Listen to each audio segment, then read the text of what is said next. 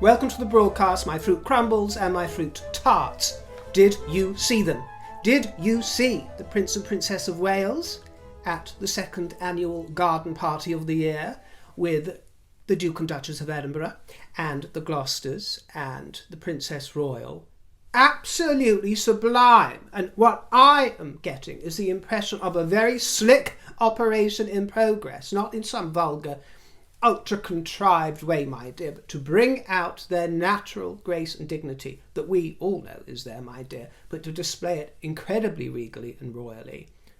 Something's in the air. Something's in the air. And also, I feel that Catherine is truly taking on her womanhood as she has progressed into her role as Princess of Wales. No longer Duchess of Cambridge, no longer styled in that direction, Princess of Wales, in the height of her midsummer season. And we see it, don't we? There is a gravitas to her that was not there before in her maidenhead.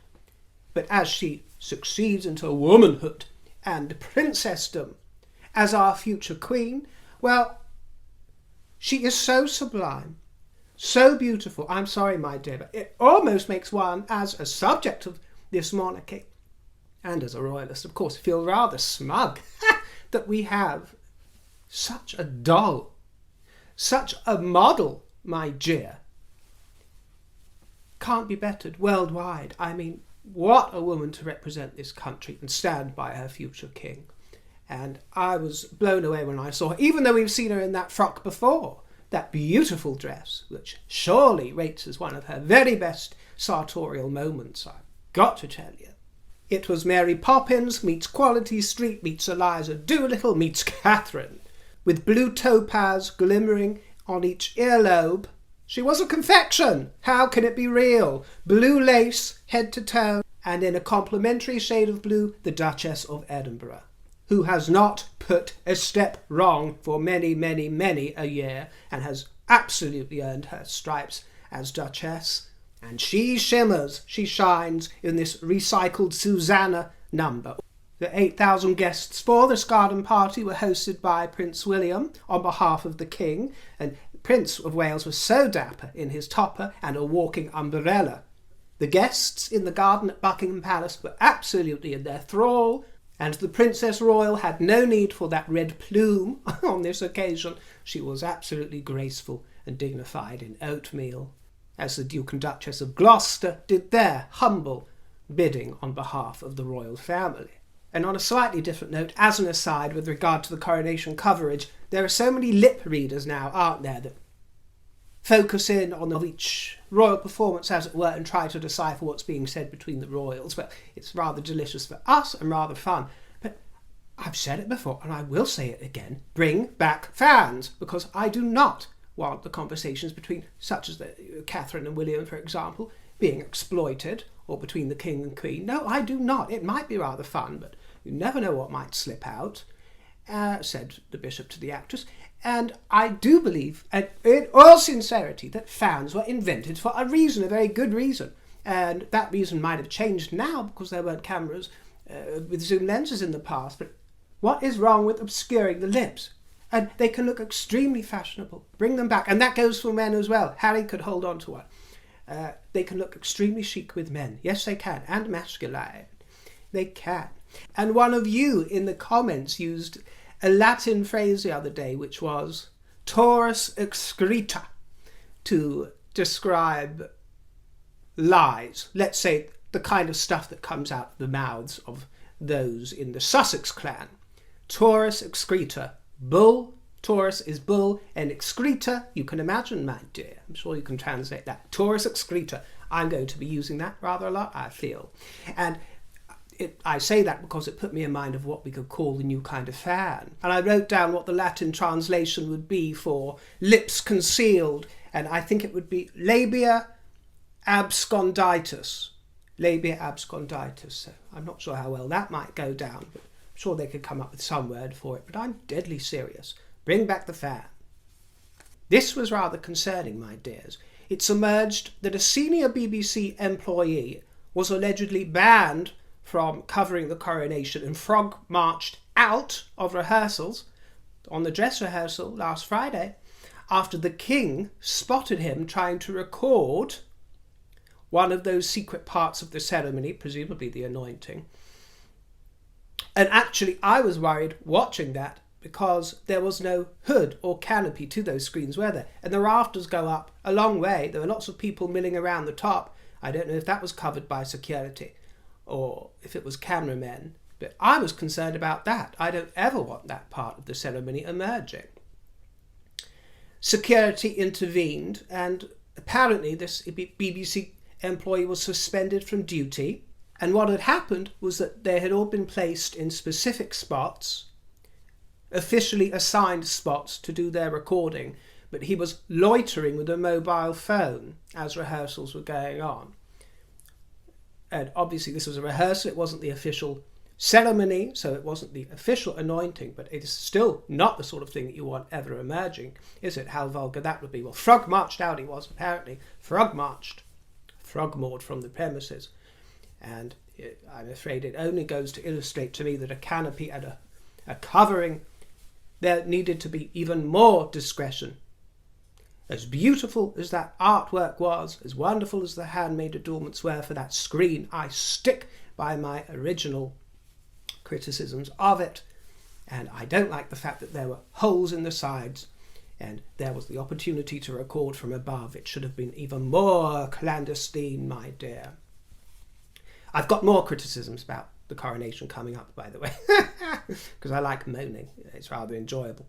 Also, I just wanted to address some questions that people have about how convivial and how congenial members of the royal family appeared to be with Harry. Well, not many of them actually captured in conversation with him, were they? He was in and out. As far as we know, he didn't mingle with any of them before or after the ceremony. I don't know what went on the night before when he was at Windsor, but as far as we know, there wasn't much communication between any of them, really. What we do know, of course, is that he has always been on more friendly terms with the York girls and their spouses than anybody else. So that wasn't a shock to see him enjoying conversation with them. As of everybody else, showing pleasantries and a flash of the smile from Princess Anne before the plume took its place. Before that, various nods and this, that and the other. Some of you have asked, why don't the older members of the family have a word with him? Why are they not expressing their horror? Well, aside from the fact that they are British, to be quite honest with you, that is one reason, part of the reserve. Another part is the absurdity of the situation. I mean, this is their first time seeing him for a long time, and it happens to be the most historic British occasion in 70 years with regards to royalty. So there is that. But also, please don't ever lose sight of the fact that Harry is still number 5 in the line of succession. He is number 5, whether we like it or not. He is also one of the councillors of state, but it's more to do with his position at number 5. Think about who is in front of him. The only people in front of him are the Waleses. Did they engage with him? I realise he is no longer a working royal or styled HRH, but he is still in HRH, and he is the son of a king, the second son of a king. So everybody that ranks below him, officially, whether he is in or out of the country, everybody that ranks below him, from the Yorks to the Gloucesters to Princess Alexandra to Princess Anne even, everybody that ranks below him in that official ladder, if you will, that hierarchy, knows the score and wouldn't even in a month of Sundays think about making their displeasures known in that sort of way. It is just simply not done. It is simply not cricket. I was going to say, especially for the older members of the royal family, well, lots of them are in their autumn and winter seasons, but even for the younger members of the family, they know and they understand the rigours of royalty and that you know your place. The likes of Harry and his wife and all of their Taurus excreta might have got a few bees in their bonnet and might want to smash the system and break through this hierarchy and do things their way. But for everybody else in the family, it is the height of vulgarity. But it would also be the height of vulgarity for a lower ranking member of the family to broach that issue or make some sort of thing of it with Prince Harry, who is number 5 in the line of succession and is the son of a king. So I just want to put that in perspective. But for those of you who might have wished for a more frosty reception, well, you can take heart by the behaviour of William and Catherine, which was utterly royal, but it was quite evident that Harry is on the outs. On the outs. And I didn't see every moment between them and the front rows. Perhaps something will emerge where William acknowledges his brother. I'm not aware of anything. Perhaps you are. But from what I saw, there was no acknowledgement. It was as if he didn't exist. He was on the outs, and they progressed and got on with their business. And it was certainly not what I felt between them, a warm, cosy, familial relationship going on. And as I've said many times, and for a long time, the information I have and my understanding is that William's incandescence only intensified after the publication of Spare, but was certainly set alight and galvanised after his wife was initially besmirched on the Oprah interview. You just don't go there, my dear. Do not go there. And that seems to be illustrated to me quite clearly. After the coronation, I offered you my initial impressions, which were largely, hugely positive. And I said the only thing I really would have tweaked is the weather.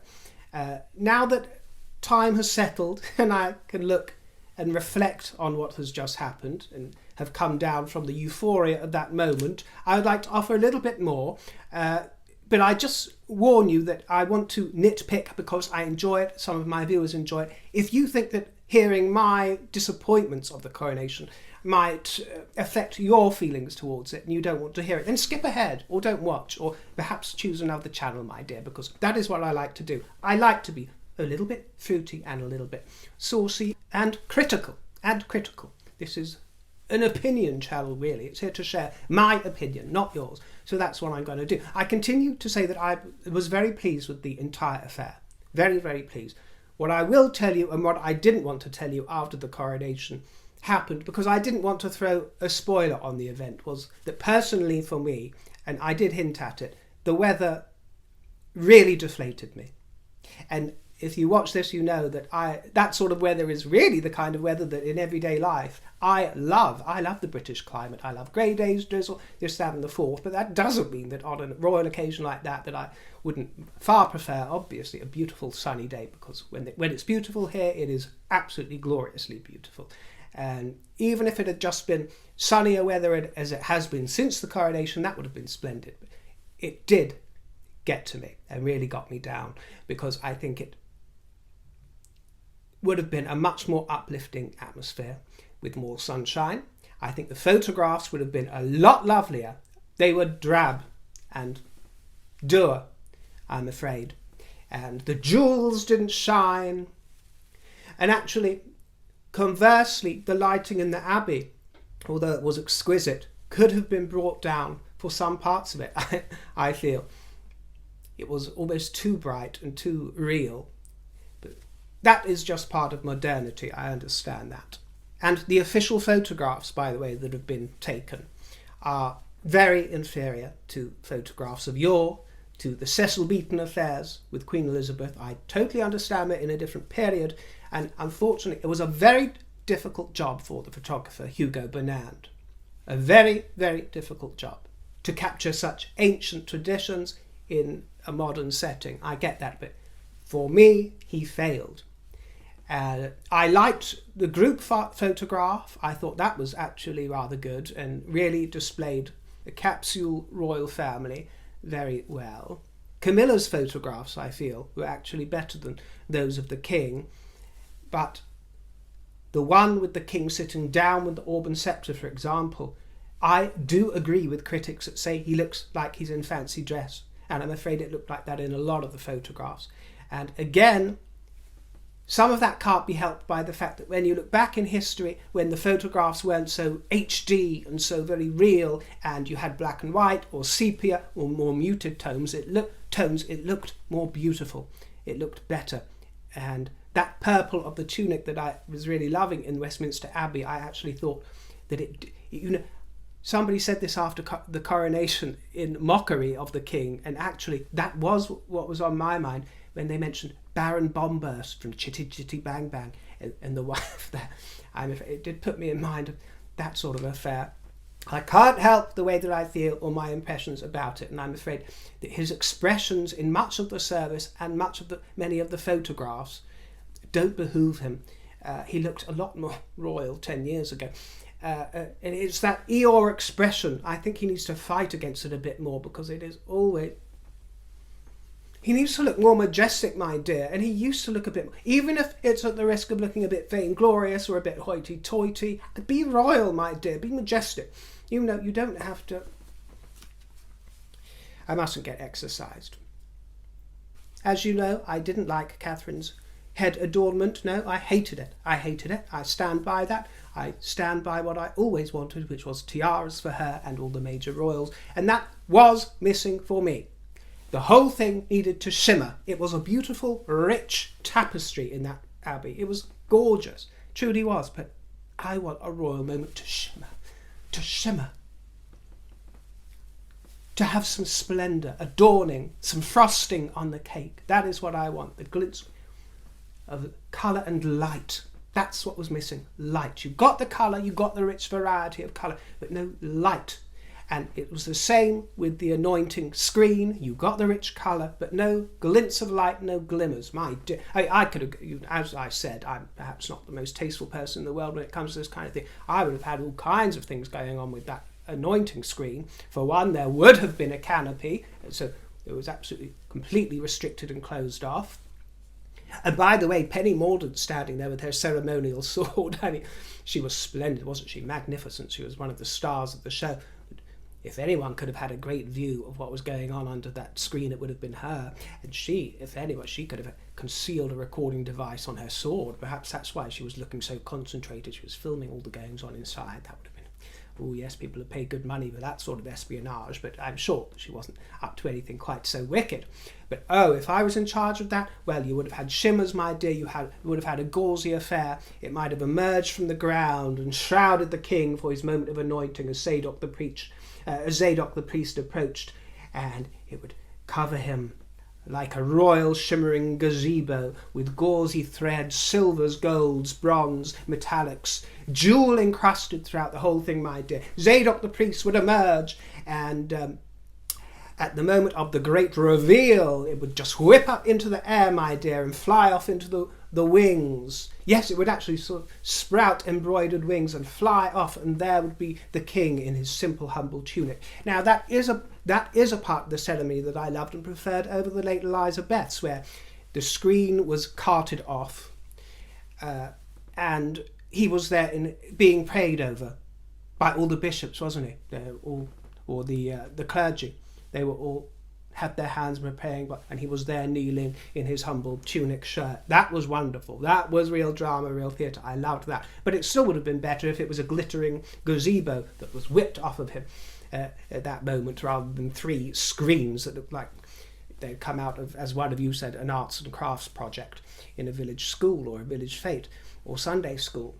Lovely as they were. So I would have preferred that. And I'm heartbroken to say this. You know, and I spoke about it for weeks before the coronation, that Zadok the priest is what I was looking forward to the most, and I still loved it. Please understand, I still loved it in its entirety. I want to get into the nitty-gritty, because it's fun. Zadok the priest. Now, this could just be me, but I've watched lots of versions of it, and my favourite version, of course, is from the late Elizabeth's coronation. Every orchestra and every conductor will obviously bring a different flavour to it. And for me, I don't know what it was, there seemed to be a labouring in the tempo as it built up to the crescendo, the grand crescendo, about 1.5 minutes in. There seemed to be a labouring. It wasn't trilling its way through at its normal pace, in my mind. That's the way I received it, and I haven't had time to take a metronome and check, although I did play back a couple of versions. And also, there's something about the late Elizabeth's coronation, and again, it's the advantage of a more primitive age, when sometimes it actually behooves the recordings not to have such sophisticated equipment. You know, I much prefer photography of the last millennium, in the 60s, 70s, 80s. I prefer that photography to the HD iPhone photos of everybody now, where everything's sort of hyper-real. And again, with the sound, when you listen to the late Eliza Beth's, it had a sort of shrilly tone when the voices come in for Zadok. It had a sort of shrilly tone with less bass, and that tone shimmered like silvers. And for the King's coronation, there were more male voices present. It was deep, it was rich, it was lush, and the cameras moved and swept, which lost something of the stillness of that aerial view of Zadok the priest for the late Eliza Beth. So I couldn't help but compare it to hers. So perhaps that's unfair as well, but for me, it just wasn't quite there either. For my money, the royal women, although I know they looked very regal, I would have dispensed with those mantles they were wearing and just had them in their white gowns, dripping with diamonds and tiaras. That's what I would have had. I understand why they did it. I thought it looked rather good on the balcony, actually, and you could really see them presented in their houses, if you will. The senior royals, then the king and queen in the middle, and the less senior royals at one end. A sort of cascade effect. I thought it looked actually all right on the balcony, but do away with those mantles. It looked like they were going to a university graduation, that kind of thing. And they were also very satiny in look, lush material as they were. I would have preferred them in velvet. Same actually for the king's purple tunic. I would have preferred that done in velvet, even if it would have been a new thing. I think it would have looked less cheap in photography. I understand that they're exquisite items, but for photography and for the effect, velvet works better. It's more royal. And for those of you who have wondered, by the way, why Catherine's gown has a different neckline in the group photographs. Initially, what she was wearing during the ceremony, her mantle and collar, which is a chain sort of thing, of a Dame Grand Cross of the Royal Victorian Order. This was an additional temporary cape to protect her dress from wire-woven fastening cords with heavy swagged knots. And later the mantle and collar are removed to reveal the dress. One thing you might not have known that has come to light is that Queen Camilla had put her back out quite seriously a few days before the coronation. Yes. Can you imagine the dread and the fear? And that explains why she was walking with a slightly cautious gait, although she was still extremely royal. And while at some point she looked slightly nervous, rather anxious, and she had a little hair fiddle moment, didn't she, with the crown as well. But she was also dealing with an extremely, extremely painful back. So I just have every sympathy for her. Can you imagine? Because we've also heard from Prince William that Charles had a rather achy neck the next day. He was suffering. We know that he has had a very bad back for many years. Harry told us so in his tome. He suffers very badly, even to the point of having to do headstands to try and counteract the pain at various points in his life. And you can see in his gait that he suffers, but he still carries out his daily duties. They have both been in great pain. She was in a lot of pain, probably on medication as well, who knows. So we have to give her props. I thought, despite looking a little nervy at times, I thought her performance was absolutely flawless. And still, I think that she looked so radiant, so wonderful. But those crowns are heavy, heavy, heavy crowns. So to move about in that, when both of them are suffering, especially on this case, Camilla, suffering with a bad back, you've got to give them some props. Today, Harry enjoyed an early victory in his phone hacking trial. And the publisher of the Daily Mirror that he has been up against acknowledged and apologised for unlawfully gathering information on Prince Harry and others, some other celebrities. Mirror Group newspapers this is. And I never enjoy their newspaper, to be honest. And it sounds like they deserve some kind of comeuppance. And I have every sympathy for Harry or anybody else who has been the victim of that sort of what I would term espionage, and what they would term unlawfully gathered information. But Mirror Group newspapers continues to deny that it hacked phones to intercept voicemail, and said that Harry and 3 less well-known celebrities brought claims beyond a certain time limit. So that is why they're trying to get the case poo-pooed. We'll see about that, but they do acknowledge some evidence of intrusion of third parties to engage in other types of unlawful information gathering in respect of each of the claimants, and said that it does warrant compensation of some kind, but it hasn't elaborated on what form that compensation will take. Well, as part of his testimony or witness statement today, Harry also claimed that Chelsea Davy, or Chelsea girl, she's been brought into the equation, she apparently decided that a royal life was not for her due to their activities, the activities of the newspaper. He dated her for 6 years, and when he said it ended, he said it was terribly upsetting for him, terribly upsetting. How did she deal with him for 6 years, especially during that phase? The mind boggles. And he claims that he suffered huge bouts of depression and paranoia because he felt that he could not trust anybody. Well, that seems to be continuing, doesn't it? The paranoia, certainly. But you know what? We all know what induces paranoia, don't we? Hi everyone, hi Aunt Annie, it's Harry, I'm here for the curry. I'm here for the curry nay. Oh look, that feather in front of me is quite hypnotising, isn't it? If I just look at that and dream of Montecito, I can pretend I'm not here. In fact, I'm not here because I'm on another planet. We all know what induces paranoia, especially during that period. He's already admitted, hasn't he, in his tome, that he was sampling all kinds of different exotic flavours of the world. Should we put it that way, my lovers? Should we put it that way? So, yes, I do have sympathy, enormous sympathy for him. How dare anybody spy illegally on anyone else? It's sick. It's sick. And yes, I do think he deserves compensation if that's the case. I don't care about the timeline. Yes, he does. I back him for that. Nobody deserves that sort of intrusion. But are you really going to blame all your state of depression and paranoia on Mirror Group newspapers or anybody else when you might have been helping along that state of paranoia with your own remedies, concoctions? The King and Queen have been recuperating at Sandringham this week, although I'm sure, being the workaholic he is, that the King will be up and at 'em most days anyway, regardless, but that is where they are, or have been.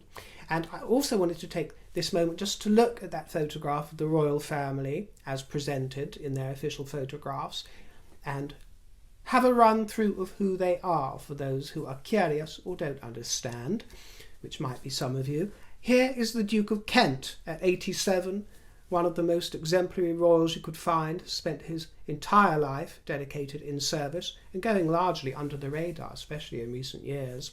His wife, Catherine, the Duchess of Kent, was not at the coronation and wasn't at the Queen's funeral. It is believed that this is due to her health and mobility problems, although that is unconfirmed, and you see him wearing the Order of the Garter mantle and collar. This is the Duchess of Gloucester at the age of 76, elegant, divine, absolutely royal. She wears a white dress and the Royal Victorian Order sash, which you will see repeated amongst the other ladies, star, collar and family order. And we've discussed family orders recently. Next to her is her husband, the Duke of Gloucester, at the age of 78, a fabulous royal. And of course, next to him is Vice Admiral Sir Timothy Lawrence at the age of 68, an attractive man, don't you think? Attractive. I think they make a wonderful duo. Princess Anne with her toy boy, and he wears navy dress uniform and medals associated. Next to his wife, of course, is the Princess Royal, and she has discarded her famous red plume for the photograph. No longer necessary, no longer needed. In her Blues and Royals uniform with garter sash, garter star, thistle star, GCVO star, medals, KCVO star, and companion of the Order of the Bath neck decoration. The King is in full regalia, including his robe of estate and the imperial state crown, with his poor bad neck underneath, and the Queen, of course, in Brucey Oldfield in Queen Mary's crown. The Prince of Wales is dashing next to the Queen, and I've seen some people suggest online that he's in some huff against Camilla and that he was ignoring her at the coronation. There is absolutely no distress between the two of them. They get on very well, and he is very happy to stand next to her, which speaks to his maturity. And he was happy to stand next to her here, as you can see, in navy blue Order of the Garter mantle over his Red Welsh Guards ceremonial dress uniform as Colonel of the regiment. And he wears his pilot's wings badge and the Queen's golden, diamond and platinum Jubilee medals. We've discussed the Princess of Wales's gown, but she wears pearl and diamond earrings from Diana's collection and a necklace commissioned by King George VI for Princess Elizabeth in 1950. The Duchess of Edinburgh wore a dress by Susanna London and a Jane Taylor headpiece. She loves those two, doesn't she? And Princess Alexandra here, so delightful, isn't it, to see her there, being aided to her feet with a winning smile, very royal. The Honourable Lady Ogilvy is 86 years old and still a working member of the royal family. The Duke of Edinburgh wears a garter mantle and mourning suit. By the way, big headlines today, big splashy newspapers regarding Andoh, who criticised the terribly white balcony. Ofcom complaints were received, that's our television standards authority. 4,165 complaints for ITV for broadcasting that issue. The most complained about moment of the year so far. And I say this urging a little bit of reserve, because if there are two things that I can't stand, it is polls, when everybody gives poll results for who's going to... They never turn out very accurate, do they? In my humble opinion. So I never pay much mind to statistics unless they are very officially sourced, such as the government census, and even those aren't always entirely accurate. I try not to pay much mind. The other thing is complaints, people who call in to complain. I find it a little bit similar to, in this day and age, a little bit similar to social media pylons and mobs, and I'm anti that. And although I found it sad what she had to say about the terribly white balcony, as I told you before, I have no wish to pile onto her in a sort of mob fashion or get her to retract or make an apology, because she was airing her opinion. I want people to speak freely, even if it's offensive. So I wouldn't be one of the ones calling up to complain about it at this point in time, although I do realise the danger and the sinister elements of what she said, which is certainly worth keeping an eye on. But at this moment in time, I would hesitate to call it dangerous and call it clumsy. You know that word, you spoke clumsy. You'd been clumsy, it's fine. We can forgive you on this occasion. It is clumsy. It's like, no, actually, my dear. Well, how will Andoh like it if we just, you were being clumsy, my love. You were being clumsy, Try better, do better next time, do better. Well, she's insisted that she didn't mean to cause offence. Well, actually, Miss Andoh, I defend and would defend your right to offend me or anybody else. I think you should have that right, and I would graciously give it to you. Or anybody else. I would rather that than a clampdown on freedom of expression, even if I find it in poor taste. All I ask, and all the likes of me ask, is that we are also given that respect in return, and the right to say things that people might find problematic or clumsy or stupid or ignorant or offensive, without being pulled out of institutions, from universities to doctors' surgeries, from all our great wonderful institutions throughout the land. Her Royal Highness Princess Beatrice made an appearance at the Oscars Book Prize at the Ivy in Covent Garden. It was for the Book of the Year for young children, and she wore navy with frilled shoulders and a chic white collar and diamond earrings. And I actually love this look. I thought it was a gown at first, but it's not. It is a navy nap dress over a silk shirt in matching navy, and I thought she looked absolutely lovely, and for once there is nothing I could find to nitpick over. She is an immaculate royal. I really like Beatrice. She is a credit to her parents, to Andrew and Sarah. She truly is as messy as they both are. She is, and they've said it themselves. Beatrice is wonderful. She's a credit to them, and it is a great shame that the Dukedom of York is under disgrace, or perceived to be under disgrace by many at the moment. It is a great shame, and she has been through the mill, something through the rotten. What a wonderful working member of the royal family she would make. as the late Queen's beloved granddaughter. It is a real shame that she, at this point in time, would not really work as a royal recruit, as an official member of the working royal family. Fabulous she is. Fabulous girl. Eugenie is very good too. She really is. And they both attended a big lunch at Chalfont St Giles to celebrate the coronation. And again, Eugenie's hair and makeup was looking quite good, actually. Quite good. But that gown? No. That gown, no. I don't understand why they were at that stage of pregnancy you would go and wear a big black cross over it, which seems to accentuate the bump. And no, there's nothing taboo about a pregnancy bump, but I do not want to see the outline of that apron. It was too snug. Perhaps in a darker shade it might have worked, but it was too snug in white, I'm afraid. And with that crisscross affair over it, it would have been more flattering if there'd just been the one horizontal line. But to put a vertical line and sort of divide your pregnant pumpkin into 4 quarters, what goes through that girl's mind? But then again, it is usually, and it is part of her trademarks. In another way, there's some part of me that finds some affection and fondness for it. But I did love the hairdo. That is a lovely hairdo on her. Half up, half down affair. Keep doing that. There was no hideous hairband. Wonderful. The Edinburghs also took part in the big help out and were seen at Guide Dogs in Reading, where they joined volunteers and puppies at special training classes. Lots of doggy behaviour going on there. And the doggies seemed very taken with the royals. They were really heartwarming photographs. And the Gloucesters were out and about at the Coptic Orthodox Church, and she was absolutely splendid in scarlet. What a class act she is. And the Princess Royal was at Gloucester Cathedral, where she attended a service and worked the crowds in her indomitable fashion. What a splendid coat she wore. Gorgeous, with that very royal and majestic brooch and sensible shoes. Thanks for joining me, my old fruits. I'll see you next time. Leave me a juicy comment, and if you'd like to treat me to a slice of Battenberg, my privy purse is in the description box. No, thank you most sincerely. I'll catch up with you soon. Ta-ra, my dears, and toodle pip.